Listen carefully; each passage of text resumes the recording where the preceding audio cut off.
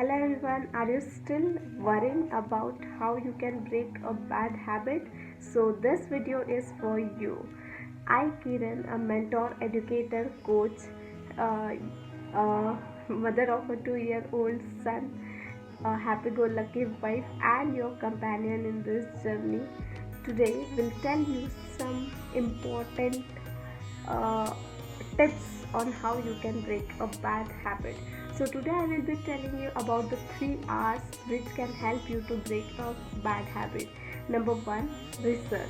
Research why you want to break that habit, and if your why is so strong to break that habit, no one can stop you from breaking that habit. Second, reward. Reward yourself with a strong reason, okay, and ask yourself what I will get after I break this habit. And the number third is replace that bad habit with a new healthy and proactive habit which will help you to become more successful, which will help you to gain more confidence. So thank you so much. Hope you like this video. If you like this video, and if it gave you some value, just like, share and subscribe. Thank you so much.